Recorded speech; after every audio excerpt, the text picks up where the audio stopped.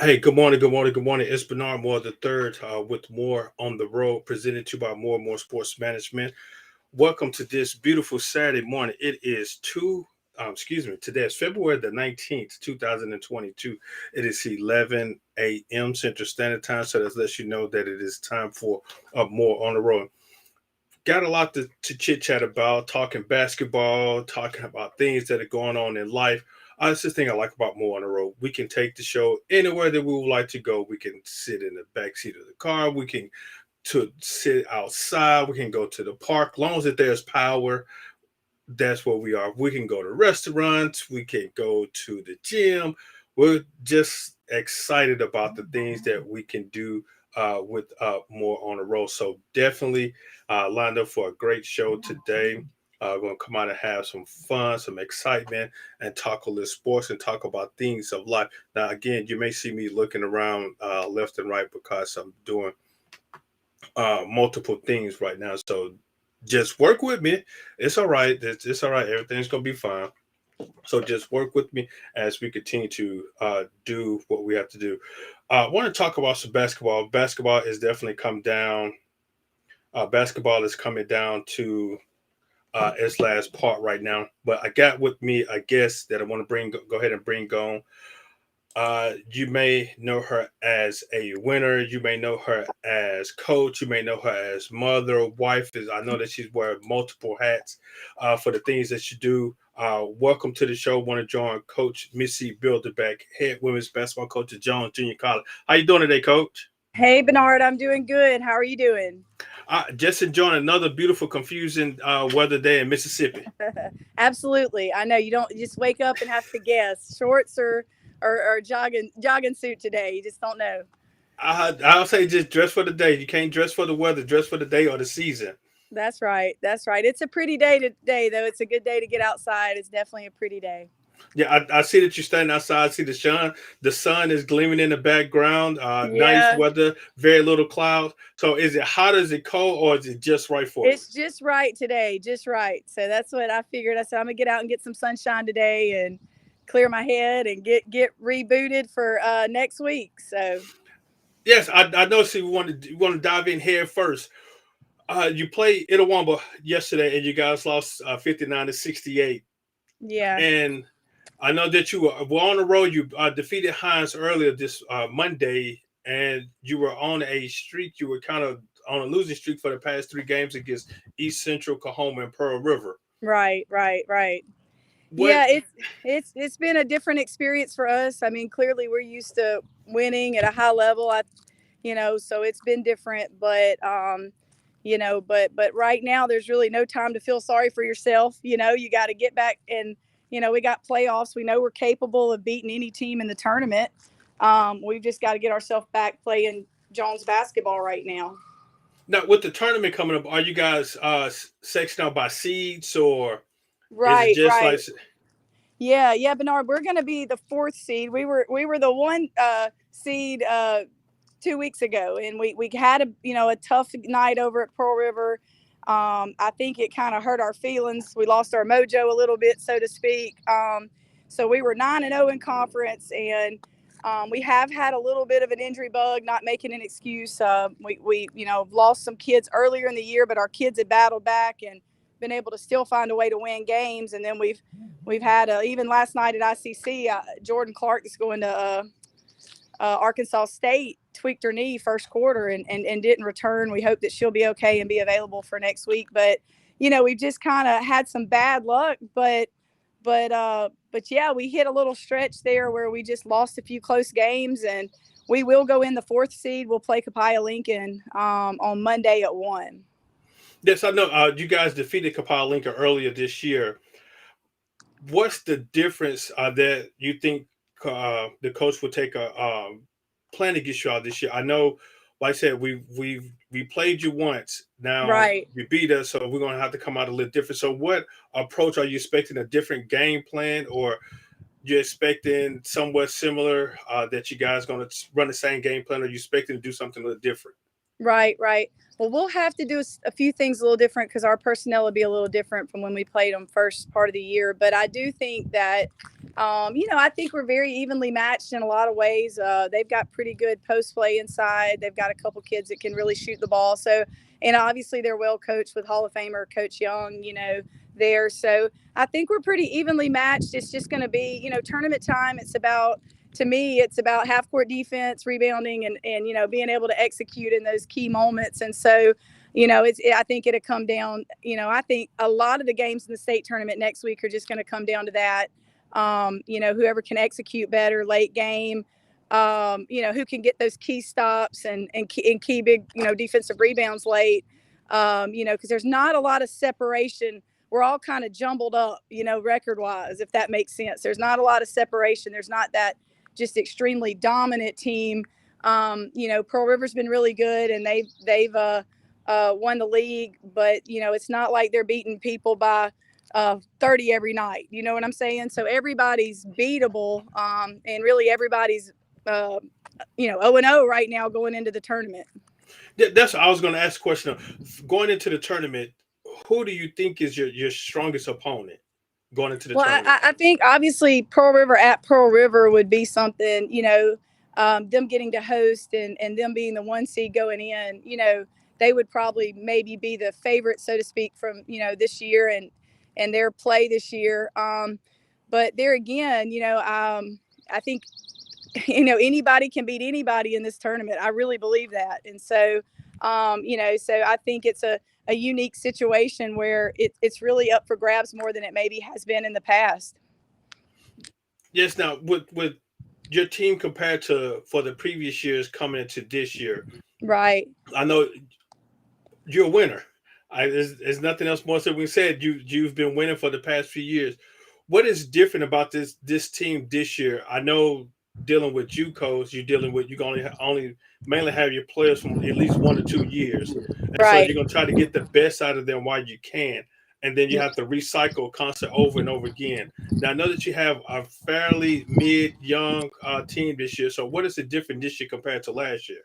I think there's two things. I think one, we're really young. I do. I think we only have really one kid that's playing significant minutes for us now that played over 20 minutes a game anywhere last year. Division I, college ball. I mean, obviously high school, but they we didn't have a lot of returners from the previous season. And then obviously our All-American, she tore ACL back in December that had signed with Auburn.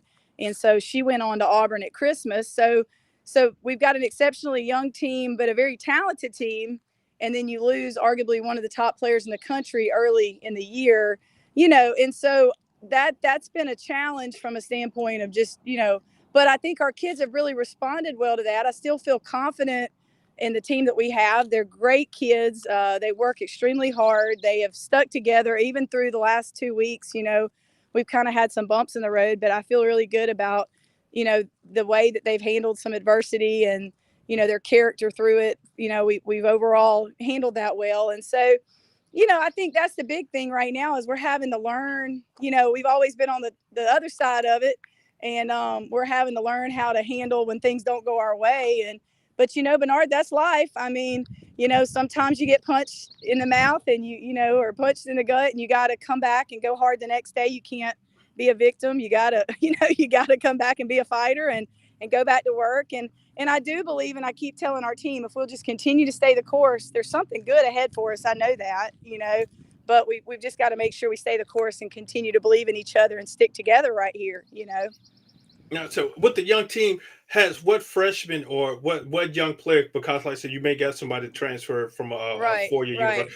What first year player do you think that stood out most to you? Not trying to pick out your picks and choosing your favorite player, but that stood out most to you. Say, I'm really looking forward to them next year, or I'm really looking forward to seeing them in the future. Right. Well, Melanie Timms has had a really good year. She came in as a transfer, so she became eligible at the semester break, and so she's had a good year. She's averaging right over 15 points a game for us. So as a freshman in this league, that's really tough to do, And so I think she's a special player and has the ability to play at a really high level and a really good collegiate level moving past Jones. And also think Ariana Patton from Meridian has come in and, really given us good minutes as a true freshman. Looking back on our teams over the past, we've played very few freshmen. We've always had more of a sophomore laden team, and that's one reason for our success. We've had a lot of Division I transfers that were sophomores, and so we've got some young kids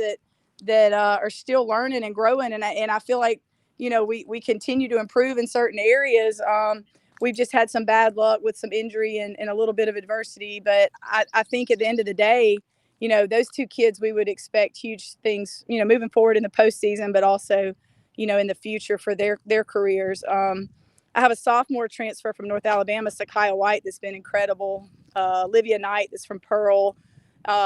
Those two kids have been good all year too. And then my kid going to Arkansas State, Jordan Clark. But yeah, absolutely. I think Melanie probably right now and AP are two freshmen that have been really good. It's tough to be a freshman in college basketball in general, and so this is a good league, and they're both playing really well right now.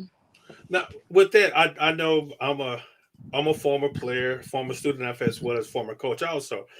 With the expectation of, you hear other analysts and other coaches and other sideline coaches stand coaches as they per se, Right. when the freshman or the young player doesn't play as good as you would think, they're young, they're freshmen, they're still learning the game, or if a freshman had just come out and they just completely just blow everybody's mind. And I said, Right. wow, this is a good athlete. I'm really looking forward to the future. What's your thought about that? Have you had any player that you came in as a freshman or first year player that you think that this kid is going to do some amazing things? Yeah, absolutely. And that those two kids I'm talking about, I think their upside and their ability to you know continue to play at a high level past Jones, they both have the ability to do for sure. And we've had those special freshmen. Like I said, we've had very few come through, but the ones that have played as freshmen have been really successful at the next level. You look at Jacayla, that was an All-American last year as a freshman, and then stayed for her sophomore year, was able to sign with Auburn in the fall, and, unfortunately she got hurt, but for her, it worked out. She was able to sign with Auburn, Coach Harris over there, and move on. There's been other kids, Tatiana Lofton that played at Murrah and MRA from the Jackson area. She came in, you knew immediately, that she was going to be special and had a chance to go on and play at Tulane. And, so there's been those kids. Neek Cherry, came from Heidelberg, and you knew very quickly as a freshman, it was a unique situation. So yeah, I think it's hard in general as a freshman to transition from high school to college. So to be asked to carry the load or to, be able to be the go-to as a freshman is difficult. They say in this league all the time, there's a big difference between a freshman and sophomore, and there really is. Just the maturity level and just the growth that they have just in that 1 year. It's really big. So All right. Other than Jones Junior College, right. the Lady Bobcat, who do you think could win the tournament? The Um, MA. you're not gonna believe me, but I honestly believe wholeheartedly anybody in that bracket could win that tournament. And it's the first time I've said that in my 7 years at Jones. It is so even, Bernard. I mean, when I tell you, like, if you look at records, well, you know, Coahoma beat Pearl River, Gulf Coast beat Pearl River beat us, uh, uh, Southwest beat Coahoma. We beat Southwest. We beat Colin, but Colin beat Itawamba. Like everybody is so even. Does that make sense? And so, Yes. it's just one of those things that, it's so hard. I mean, obviously, like I said, I think you got to give a little nod to Pearl River. They've been really consistent this year. Coach Fletcher does a great job down there. And, they're having a fantastic season. They're getting to host the tournament. So clearly you have to say they should be the favorite, I guess, with being the 1 seed and the host. Right. But I'm not counting my kids out. I told them last night, I know we got beat and we were disappointed, we were, but at the end of the day, I mean, right now, Bernard, I mean, from a standpoint of, we've got as good of an opportunity as anybody to win that tournament, right? So, and I feel confident at the end of the day, I've got a bunch of winners on my team that love to compete. And so, I do believe in our bunch to have the ability to come back and, all you got to do is get hot at the right time. That's the one thing I've learned about postseason play. You don't have to Yes. really, what we've done in the past means nothing because we're in.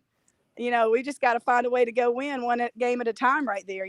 So I'm not at all, I feel just as confident as I did 2 weeks ago in my team as far as who they are and the quality of team we have. But yes, I think obviously if you take us out of it, you've got to say Pearl River's hosting and they're the 1 seed. So maybe they have a nod there. All right. Again, this is More on the Road with Bernard Moore III, presented to you by More Sports Management. We're talking with Coach Bilderbeck, head women's basketball coach at Jones Junior College, that headed into the tournament. And I know, Coach, looking at the records, like I said, it's about a game or two difference, especially within the top 5, 6. No, it's top Right. 6. So Right. you got Pearl River at 12-2, Southwest at 11-3, Kahoma at 10-3. Then you all at 10-4. Then Copal Link at 9-5, Itawamba at 9-5, and Northwest at 8-6, followed by East Central. I mean, not East Central, East Mississippi. So East Mississippi, right? You can tell that. So what am I saying? Is that a good thing for Mississippi JUCO basketball, or is that like the talent is just spread it out so you can't go to overload on one particular program and say, hey, we're going to be a dominant program now? It seems like the talent is just spread it out throughout the whole state in JUCO basketball. Right. I think right now, I think definitely this year, especially, considering some things, I think, right now, absolutely 100%. It's more spread out than it's ever been, and more open.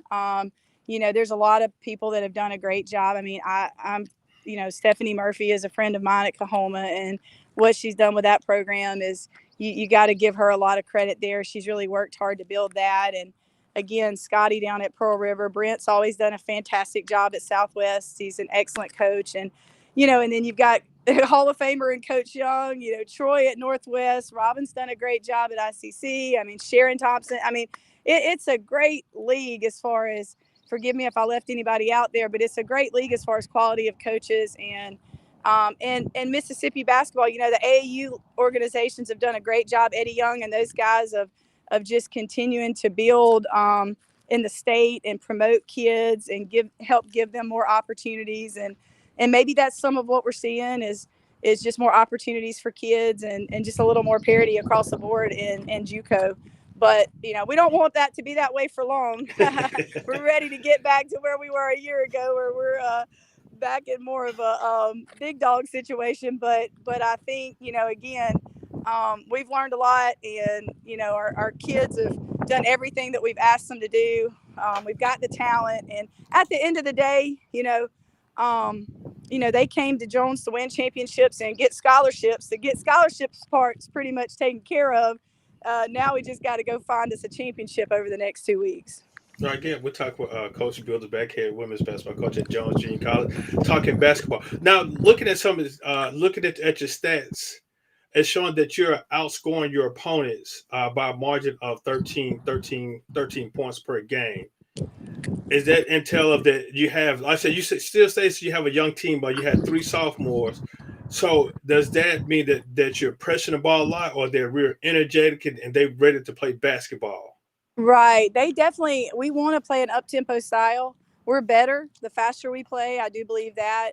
The more energy we have on defense, obviously, the more turnovers you're going to create and the more, transition opportunities there. So that's the style we want to play. And we have really, we were on a roll there from a standpoint. We were outscoring opponents, I think, by a margin in conference of about 18 a game. But then, like I said, we've hit a bad 10 days, and that's flipped a little, but that's not something that we can't get back, Bernard, but absolutely, we're wanting to play fast. We're wanting to pressure. We're wanting to create turnovers and, be able to speed the game up as much as we can. We run a ball screen motion in the half court that, we love the ball screen. Anybody that plays, you can tell us we love to, give our kids space and let them create and be able to let them make plays. And our expectation on the defensive end is that they, really talk, communicate. You got to think on the defensive end, and then you play on the offensive end. It's kind of our theory. We let them play, let them make plays, let them use their natural God-given ability on the offensive end. But defensively, you got to really think and talk and be locked into what you're doing. I remember a few years ago when you were again playing for a championship at Mississippi College, and Right. I can't remember this young lady. I think she was either the number one, your guard, or your number two Yeah. I guard, know who you're talking and about. she came down and she created a lot of plays for you. It's basically like you saying, "Hey, would you go out there and play basketball?" Is that your style of coaching, or you just felt that team or she could definitely make plays and create plays for everybody else, because she came down and she basically saying she almost took over the game, but Absolutely. And she I know but she I know involved you're talking everybody. about. You're talking about Alexis Tolfree, and she was a first team All SEC guard at Arkansas. And so I think you got to know your personnel, Bernard. I think based on if it's a situation where you have a kid like Alexis, those kids, like, absolutely, I think what you don't want to do is have them overthinking and second guessing. You put them in space, give them a ball screen. You're going to run some things for them, flare screens and different things to just get them space and get them open, but you just let them play basketball. So I am a big believer in that. I think sometimes we can overcomplicate and overcoach our kids. Now that's when you've got playmakers, in situations where maybe you've got one or two scorers, maybe you have to be a little more deliberate and creative on where you want to get the ball, obviously. But yes, that team, Lex, I mean, I think she had 50 in the region finals. She was just a phenomenal player. And so what you don't want to do is hold her back in any way. You want to let her go, give her that green light, go let her make plays. And with that, how's that with the team chemistry? Because especially in basketball, you feel some players say, "Hey, I'm open, give me the ball," or they feel that you have one or two players taking all the shots, and is that the coach saying, "Hey, for me to shoot." How does that work with team chemistry wise? Though, do the other players say, "Hey, well, she's hot, continue to give it to her," or Right. we just trying Yeah. to, or I'm playing my role, I just want to win? Yeah, absolutely. I think that's our job as coaches, is to get everybody to buy into their role and to understand their role. And, I think in a situation when you have an unbelievable player, it's kind of like when Mississippi State had Victoria Vivens. You're going to let her go. You're going to get her some shots and make sure she's getting the ball. And I think actually that year, matter of fact, we pulled some of the stats from, I think, UConn. We pulled their statistics, states in some of the higher Division I teams, and said, "Hey, look, their top two kids. These are the amount of shots." And we kind of give our kids a guide. It's not going to always be equal opportunity. Based on probably the time you spend in the gym, your percentages, those things are going to base a lot of how many shots you get. But I think that's our job as coaches, to explain that, to get them to understand, to buy in. There's so many different roles.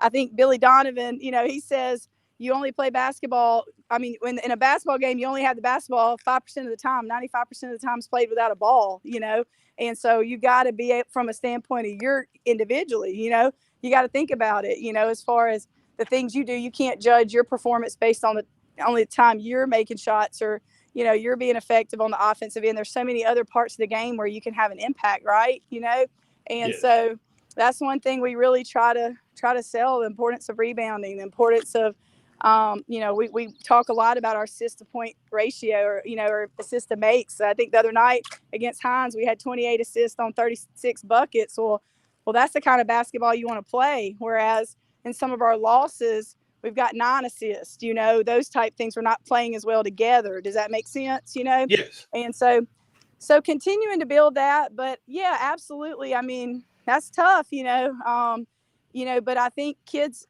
the kids we get here want to win. And if a kid's hot, or if a kid's got the hot hand, for the most part, I haven't seen a lot of jealousy. They want to feed that hot hand. They want to find a way to win. Yeah, and, So. and I know that, just like you stated, that most importantly goes to with coaching. Explain to the players of what your role is, and what we're attempting to do. Once they buy into what you're trying to do, is that you can definitely help build the team morale and help keep the team going to be successful. Now, how has the community and the school, the college, been supportive of Coach Bilderback and the team? Not just saying pointing all fingers at you guys, but just athletic in itself. How has the college been supportive and the community been supportive of athletics? Yeah, absolutely. We've got a great athletic director and president here, Dr. Smith, Dr. Jesse Smith, and Joel Kane is our athletic director. So they want to win, Bernard. I'm not going to lie to you. So they want to win, and so they've been very supportive. I mean, we've had a fantastic run. You know, we've had an opportunity over the last 6 years to host a state tournament twice, which has been incredible to have that experience on campus. And just like I said, we've won the last 5 region titles. So, you know, they've been really supportive as far as resources and the things that we need to be successful. So obviously that's a big part of it. It takes a lot of people to be able to have that type of sustained success. It's not going to be 1 or 2 people. It takes a lot of people to really be all in on that. And for sure, our administration has done that, and they've supported our kids really well. And so, very thankful to work for good people and have people that care about women's basketball and women's sports in general. Now, I'm glad you said that. What is women's sports in a whole has not been getting the attention that it should have, in my opinion. Now, some Right. people say that I'm wrong or incorrect. You don't know what you're talking about. Again, just my opinion. I don't think that women's sports has been getting the attention that it deserves, uh, the support that it deserves. What is something as a coach or either as a fan or supporter can help do to help bring more attention to women's sports? What is something? What do you feel that is that niche that can Right. help bring attention more to women's sports? Right, right. I definitely think one thing is that I think people that don't watch women's sports um, have never really sat down and tried to watch women's sports. Does that make sense? Like, I Yes. think once you can get people in the door and let them see, I mean, we have great turnouts for our home games. They come in, you know, to watch our young ladies play. And so, you know, but there's an excitement and a tradition there. So they're, you know, and we have a lot of local kids, so their families come, but there's always, you know, a great turnout, but people understand and they've been able to see. But before, when we first took over here, you know, maybe there weren't the crowds and maybe there weren't the support because they didn't know what a fun brand of basketball that we play, you know. And I mean, we have kids that can make, you know, they're really talented and they can make unbelievable plays individually. They play well together. It's really that we play a fun brand as far as up tempo style of basketball. So, you know, I think half the battle is just getting people to actually be interested and watch. You know, we try to create as much community support as we can and get people in our gyms. We try to bring in a lot of high school teams and those type things. But at the end of the day, you know, if people will turn on the TV and watch the women's Final Four, they'll be entertained. You know, it's great basketball, but you know, a lot of people just disregard because it's women's sports. In my opinion, they don't even give it a try, and they're missing out on some pretty great basketball for sure. Yes, again, this is a More on the Road with Bernard Moore III, presented to you by More and More Sports Management. Talking with Coach Bilderbeck, head women's coach at Jones Junior College. Coach, now, not being disrespectful or anything of Right. this nature, a lot of individuals are looking at, especially women's sport, sexy Right. sales. As you can see, the WNBA, the different apparel now, how Right. the women, I don't know, it's a trend now of the shorts rolling up and they're showing a good portion of their leg and they're tatted up, and some of the jerseys now are more are well fitted, and Right. it's really showing the physique of the body. And what's this league now? I think it's called, well, I think they changed the name of the league. It was called Lingerie Football League, tackle football, Right. and Right. Right. they're more trying to sell sex appeal than actually the actual sports. Right. Right. Are you in supportive of that, or you can say, well, anything that can definitely draw attention to the sports itself? Hey, I'm all in. I'm all for it. Yeah, no, I think you know you're still they're still missing the boat with the product that's on the floor and the really, you know, exceptional athletes and the, you know, yeah, I'm not a big fan of that, Bernard, as far as trying to sell it from a, you know, to that way to get people involved. I think that that does kind of disrespect, you know, the ladies that are playing from a standpoint of, their abilities that you have to use other things to try to get people interested. Does that make sense to you? I mean, Yes. so I feel like, yeah, I'm not a fan. I just think, if I wouldn't want to have to sell my program to get support, to use my young ladies in any way to sell them in that way. So I'm not a fan there for sure. But again, I just think people are missing the product. They don't see what exceptional athletes and what really good, the thing about sports that people love is the ability to overcome adversity, the ability to see people do great things together, right? The ability to, Yes. and you see that so much in women's sports. Women will go all in. They'll compete and fight with everything they have, and so you're just missing the product by selling other things. To me, that's, yeah, I definitely disrespectful to the women out there competing and playing. So yeah, not a fan. I may be incorrect. I'm not sure exactly what ethnic group this is. I know I want to say with Mississippi Gulf Coast, they had a young lady that wore a veil while Right, playing. Um, but I know she still had the uniform, but she still respected her beliefs and wore the veil. And I think correct. yeah, Coach Adams in the Mississippi Gulf Coast Community Athletic Program, they supported her in her beliefs because she was a good basketball player, but they supported her beliefs, and that's where her background, where she came from.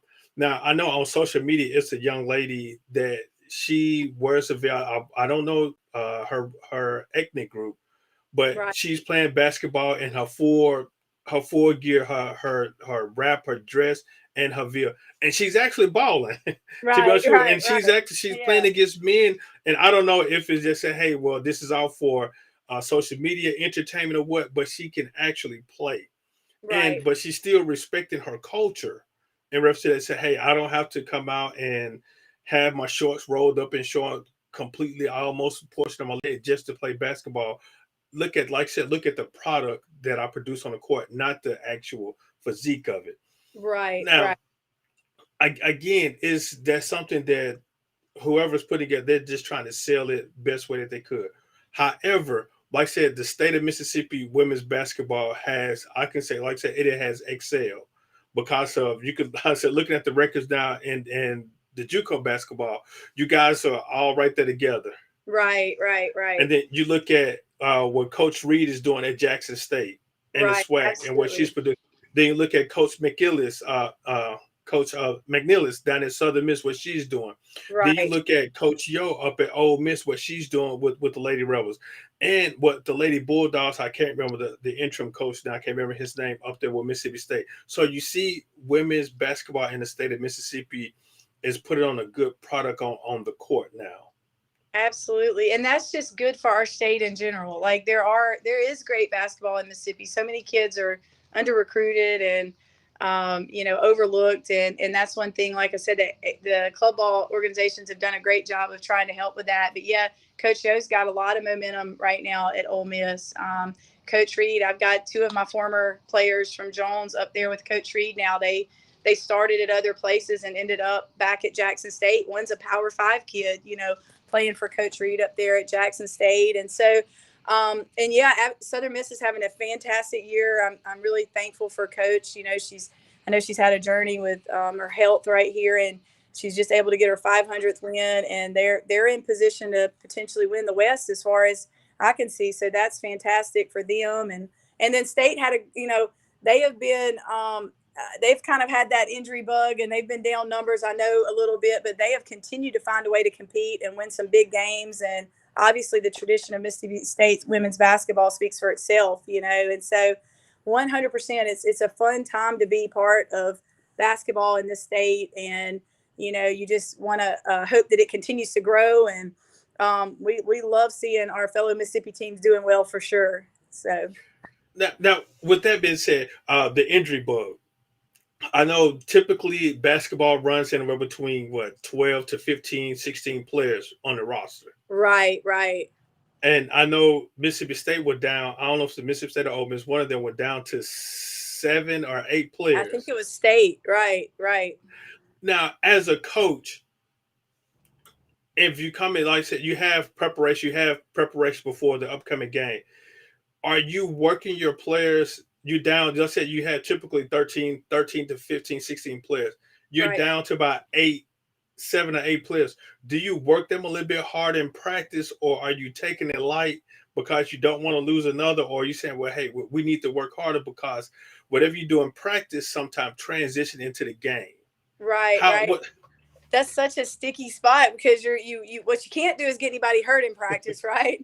And so Yes. yeah, and we've kind of been in that spot a little bit. We haven't been down to 7. We've been down to 8 and 9 at times this year, just like I say with some things. But and we've just tried to bring in a practice squad. We have a group of guys that are our practice squad here, and we try to limit their reps outside of what they need. But we have to go hard. I mean, we've gone through some rebounding woes and different things. And I'm like, guys, we've got to do these things in practice or we can't expect to do them in game. And so you hate to get a kid hurt when your numbers get down like that. But I don't know, maybe I'm old school, Bernard. I think you got to go. You got to get them ready. You don't want to figure it out middle of the game. You got to do what you got to do in practice. Hopefully you can limit their reps. Maybe there's not as much conditioning. Maybe that, but as far as those reps of what they've got to do in game to be successful, I think you've got to get them those for sure. Now, as a coach, not trying to give away your game plan, Yeah. strategically, how are you operating? Are you you stated earlier that you're more of a press and running gun type team? When you're down to numbers like that, do you have to change your game plan, just slow it down, and as I say, work that shot clock? Right, right. That's so hard for us because that's been so much our style of play the entire time I've been at Jones, right? I mean, and I think right now maybe we don't have quite as much, depth than we've had in the past. Now we are back up. I think we'll dress 10 on Monday, but at the same time,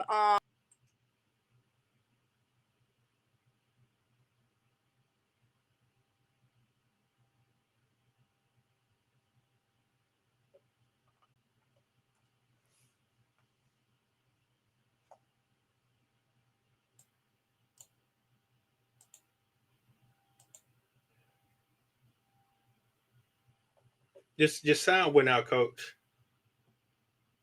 I know we're having the technical difficulty right now. Coach, your sound went out. That's a no. It's an outstanding thing about technology. So I'm not sure exactly if Coach is saying anything, but I know her sound went out. Coach, sound went out for a second. I said we're definitely gonna try to get it back together. Your sound went out, Coach. I know if you can hear, Coach. If you can hear me, I can't hear you. I know your sound had went out, but no, it's a probably connection situation. I know what we was talking about in reference to no looking at how Ross is looking at Jones rosters this year that they do have a lot of freshmen, have a lot of young guys. Can you hear me now, Coach? I can't hear you. That's the most exciting thing about with technology. The sound, her sound went out. But looking at the roster, she has a young squad. Showing based off the roster, she has 3 sophomores. Jordan Clark, sophomore from South Jones. Let me see if we can get Coach back on. Can you hear me now, Coach? I still can't hear you. You probably got your mute button on.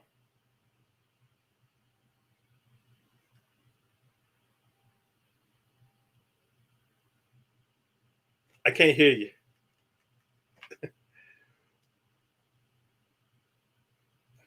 I said, looking at roster, Jordan Clark, sophomore from Innsville out of South Jones, from Ingsville. Naya Hatchett out of Pearl, and she has another sophomore. No, I think that's the only she has only 2 sophomore. Can you hear me now, Coach? I still can't hear you. Check and see if the mute is on your microphone on the screen. See if your mute is your microphone is not muted.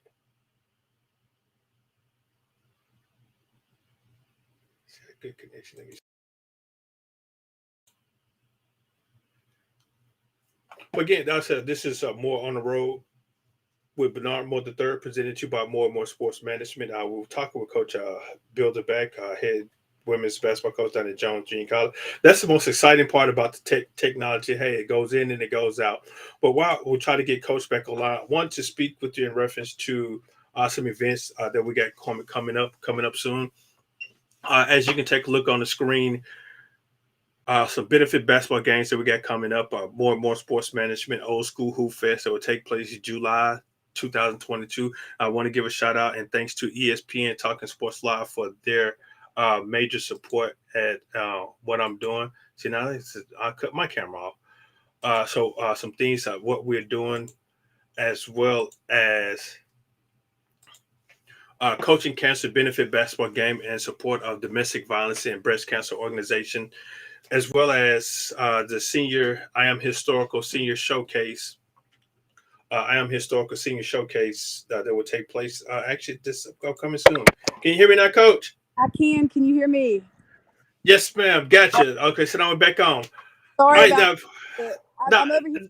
We're gonna have a little practice in a second. So I've got my anyway. So I don't know what's going on. So sorry. I'm on my phone rather than my computer right now. So anyway, but thank you, Bernard. Sorry about that. No problem, Coach. I understand this technology. Well, now I would just talk about some events. I know went to the screen about some events that I'm hosting. Well, now, Coach, I'm not going to put you on the spot, but I ask all the coaches that I talk with that comes on the show. I'm hosting a benefit basketball game this June up at Jackson, Mississippi, at Hillcrest Christian Academy, and where I'm inviting coaches, no particular sports. If you're a college coach, golf, tennis, volleyball, rugby, whatever, I'd like to invite you down to play in a benefit basketball game.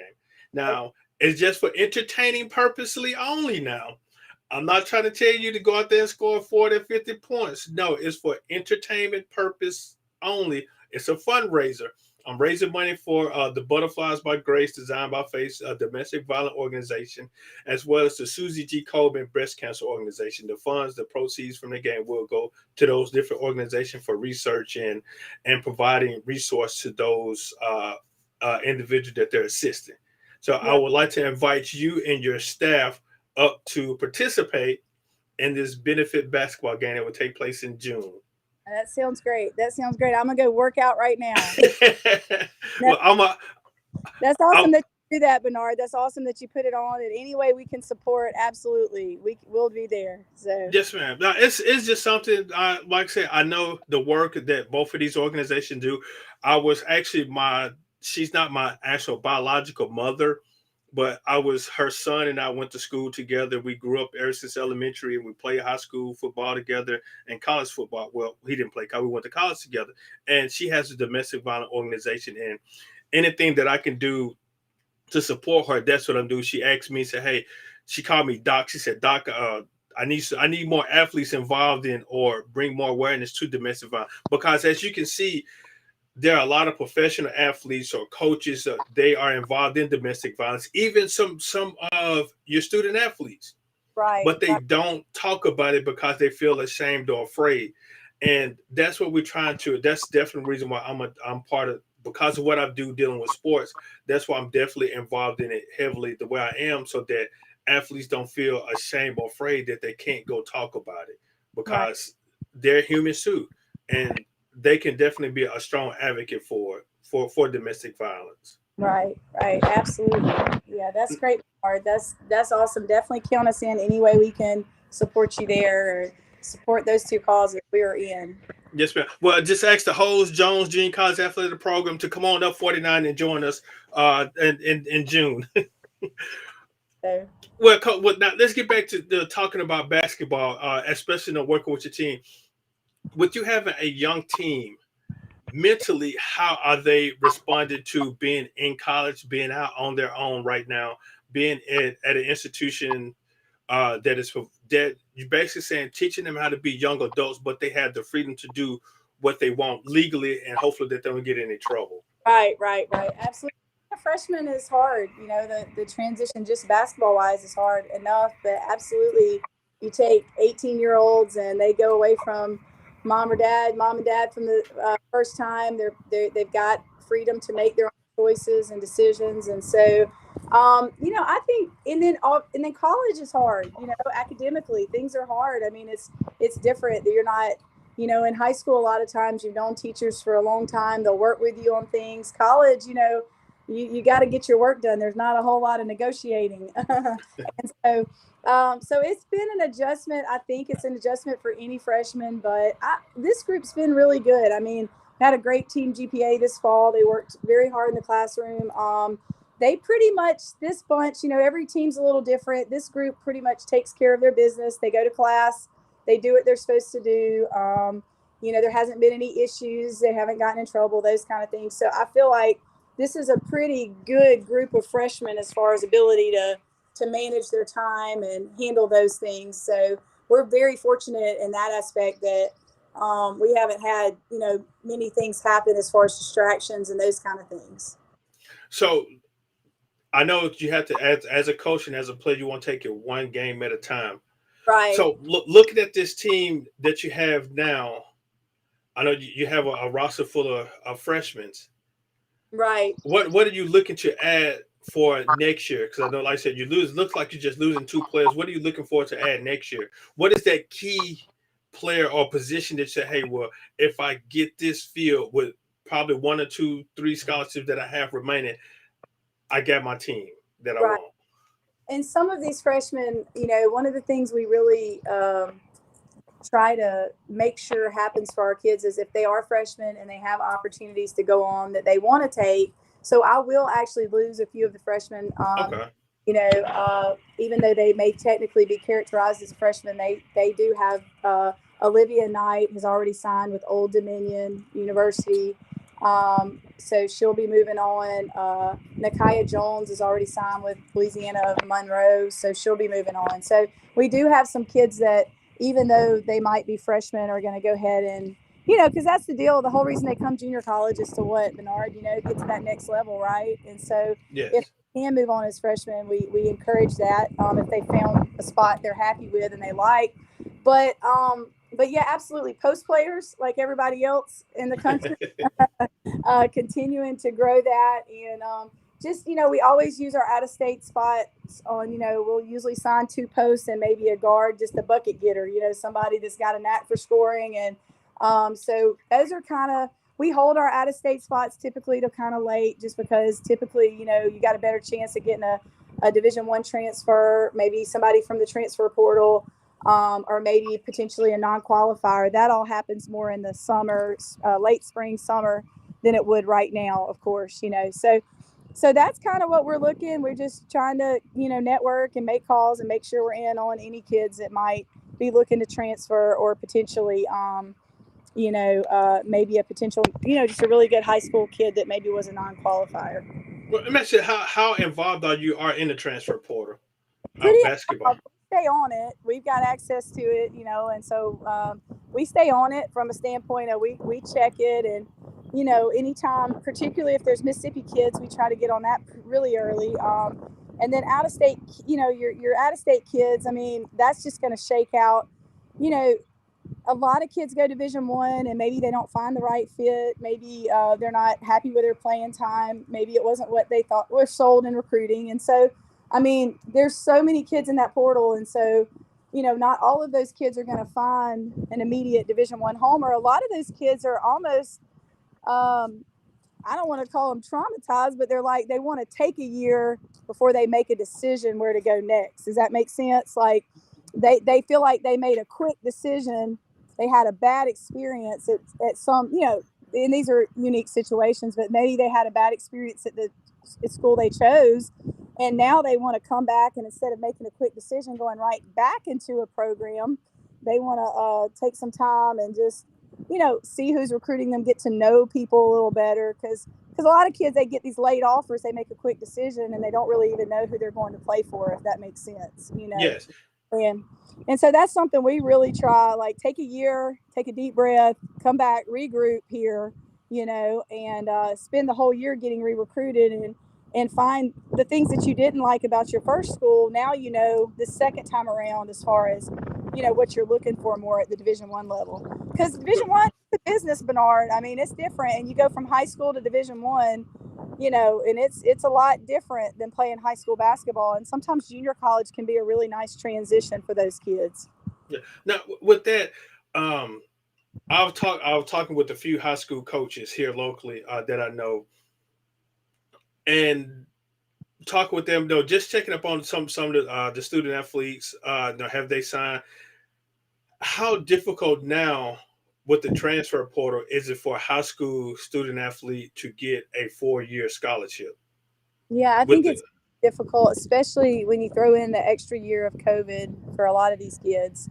You know, not only do you have to deal with a transfer portal, you can, if you're a Division I program, you can go sign a junior college kid that's played 2 years, or you can go sign a kid from another Division I, and you immediately gain a player with experience in comparison to signing a high school kid that may have a learning curve, right? No matter how good they are, there will be an adjustment when they go to college. And so, I think, yeah, absolutely, 100%. It's made it more difficult right now for high school kids to get those 4-year opportunities, just because, you're competing with a lot of people, a lot more people with a COVID year in the transfer portal. and so is that helping you all out a lot? No, with Um, able to get some high school kids. Oh, I think so. I think there's a couple kids that may have initially probably would have gone Division I that ended up here just because the effect of the portal and COVID. Absolutely. Now, in reference to, has the NIL affected you all a lot, or has that helped you out a lot in reference to the NIL deals? Not really. Not really. It hasn't really, kicked in here at this level a whole lot. And then, I don't think, as far as a lot of the kids now, I will say, like, we're seeing the effect of it for our kids going out. Like, Jacayla is a prime example. That, Jacayla's from Clinton and really had maybe one Division I offer out of high school. And had a dream of playing Power Five. That's just what she's always said she wanted to do, and had some knee injuries in high school that probably hampered her from reaching that. But Jacayla, in her recruitment, that was one thing. She kind of narrowed it down between LSU and Auburn. And Auburn, Coach Harris had kind of committed to making her somewhat the face of her program moving forward, which would affect her NLI deals and just opportunity to maybe make some money over there. Does that make sense? Where Yes. you kind of had their people in place, and that wasn't the only, her relationship with Coach Harris was extremely strong. So that was the primary reason. And she really believed in their staff. But, there were some opportunities of where you could see that, Coach Harris was going to be taking her to SEC Media Days and doing some of those things that would provide more opportunities for Jacayla, right? As far as Yeah. being able to make a little money. And so I think definitely we're seeing it more with our kids going out. That's one thing. Right now, we've got our post player, Sakiah White's being recruited by, a lot of different people. And one thing about her recruitment, I think for her, it's important. She wants to have cost of attendance and wants to kids are smart. They're going to maximize if they can go somewhere and be the face of the program and potentially have a opportunity to make a little money. Why would they not? These are rather than working a job at night, and on their own time. So, it would be silly not to maximize some of those opportunities. And so we're seeing it more with our kids going out than obviously kids coming in. But obviously that's something that's going to impact recruiting moving forward, So Well, well, not trying to name any names. Have you been faced with situations like that? So, hey, well, I want to go JUCO. What type of NIL deals have you all started? Have you faced that any yet? nobody's presented that to us yet. Now, again, this is also new, right? And so I don't know as things progress, but nobody's presented anything like that. We haven't had any conversations or anything from a standpoint of trying to, really it's not been something we've even thought about, I guess, at our level.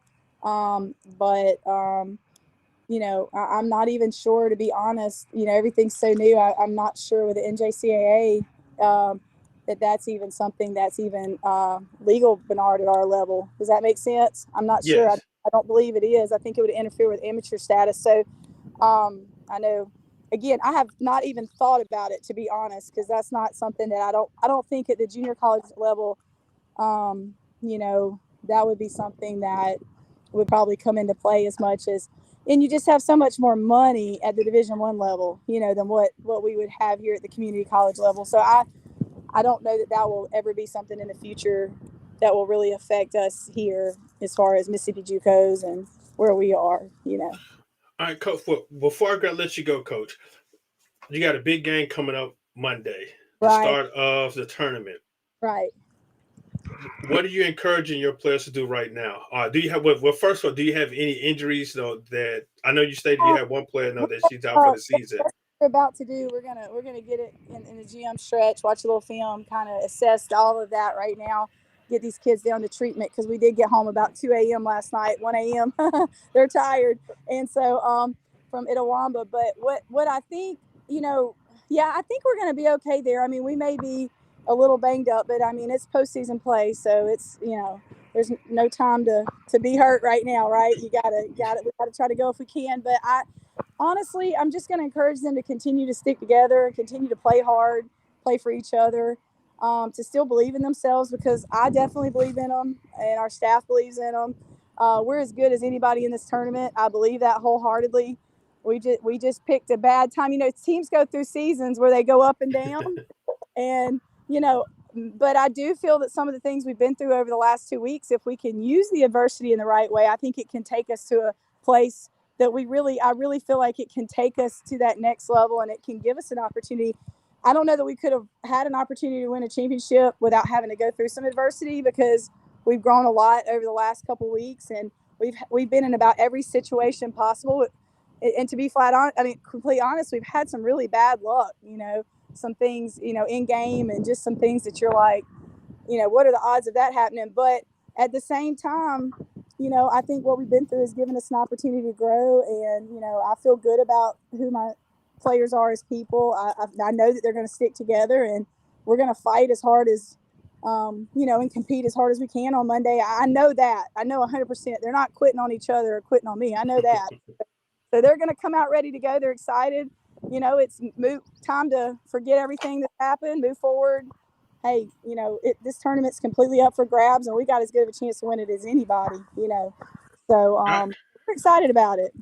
all right, Coach. Before we're gonna let you go now, sell Jones Junior College. We probably have some individuals that is listening that are looking for their particular school to attend.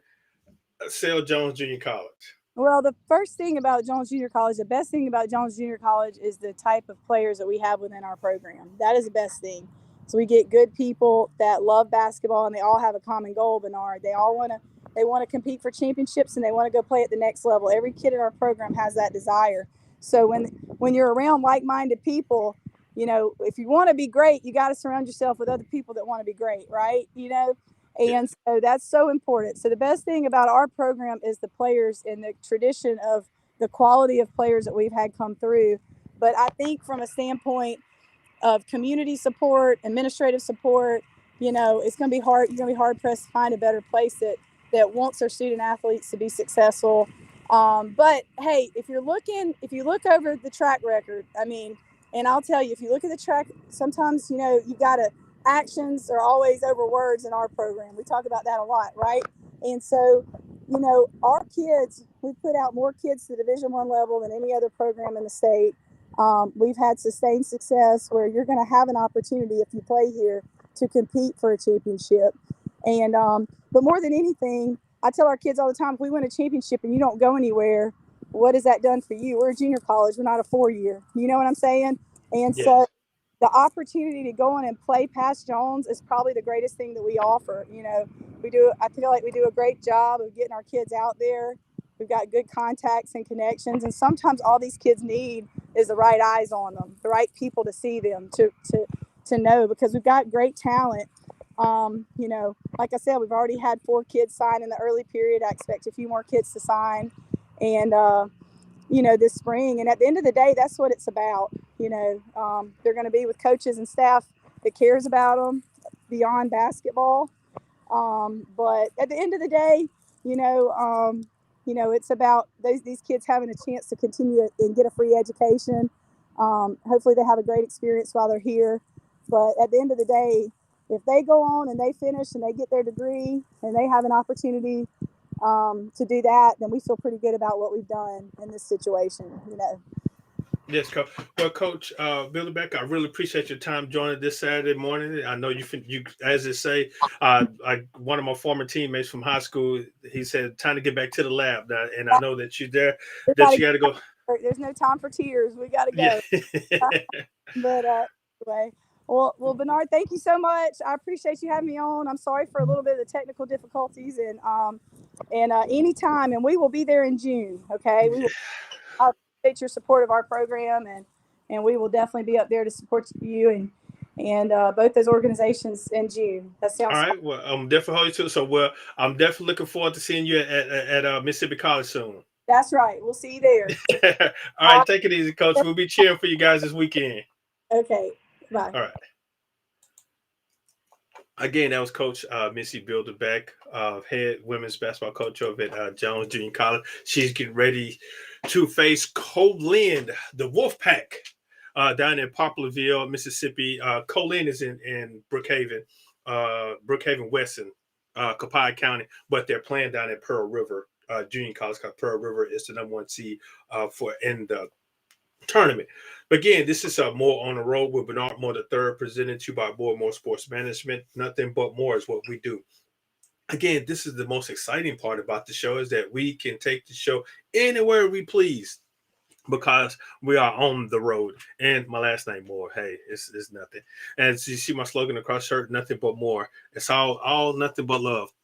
I want to give thanks and shout out to my guys over at ESPN Talking Sports Live, Rob J, Larry Nix, Beeve on the board, and their support and all that they're doing. So definitely tune in Tuesday from 6 to 7 p.m. as we talk sports and whatever Larry has to say about that dude in Dallas, and Rob has to reject it and say that he's a bunch of nobodies.